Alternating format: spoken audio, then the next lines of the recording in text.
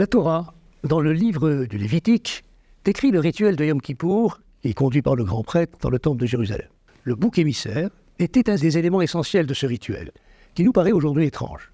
Un bouc, censé être chargé des péchés d'Israël, était envoyé dans le désert et jeté du haut d'une falaise. L'expression « bouc émissaire » est passée dans le langage courant pour désigner une victime de substitution punie pour des crimes commis par d'autres. Autrement dit, il s'agirait de se décharger de sa propre culpabilité en la faisant endosser par un innocent. Est-ce là, véritablement, le sens du bouc émissaire? Comment une telle lecture peut-elle être compatible avec l'impératif de la Teshuvah qui est au cœur des solennités de Rosh Hashanah et de Yom Kippour? Et est-il possible que la Torah, dont l'exigence de justice est un leitmotiv, nous transmette un tel message? Évidemment non. Mais alors, comment comprendre la signification profonde du rituel du bouc émissaire? Ce rituel a-t-il encore un sens pour nous?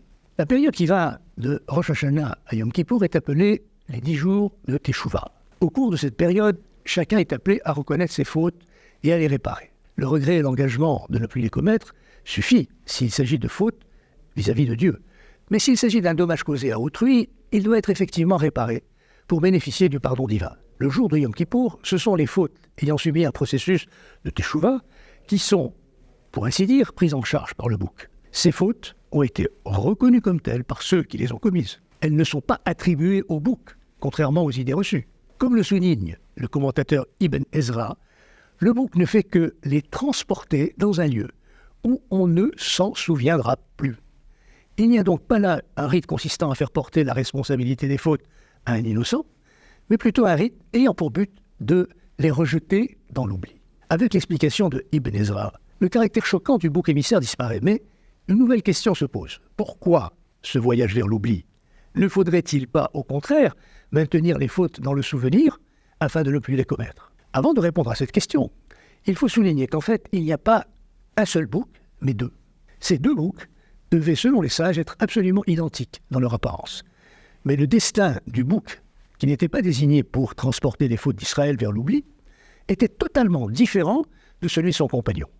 L'autre bouc était sacrifié par le grand prêtre avant l'envoi du bouc émissaire dans une cérémonie de confession des fautes au nom de tout le peuple. Le sacrifice est appelé korban en hébreu, littéralement rapprochement. Le bouc émissaire est éloigné, banni pour ainsi dire, mais son compagnon est le vecteur d'un rapprochement avec Dieu.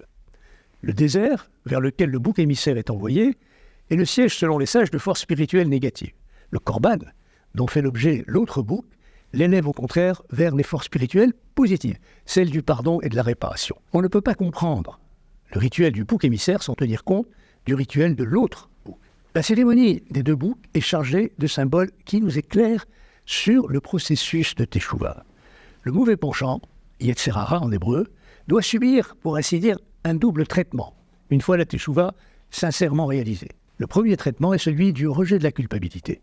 On a tendance à penser que la Teshuvah est simplement de l'ordre du repentir. Mais le repentir, et même l'abstention ultérieure de la faute, ne suffisent pas. Pourquoi? Parce que le mauvais penchant qui a conduit à la faute revient sous la forme de sentiments de culpabilité et de remords persistants. La Teshuvah vise, bien au-delà du repentir, la régénération spirituelle, la capacité à aller de l'avant, de devenir un être nouveau. Or, la culpabilité agit comme une entrave au renouvellement spirituel qu'est la Teshuvah, et même, comme le savent les psychologues, le sentiment de culpabilité persistant persuade l'homme qui en souffre qu'il est irrémédiablement mauvais et cela peut ainsi le conduire à la récidive. C'est pourquoi les fautes expiées et pardonnées doivent être conduites vers l'oubli.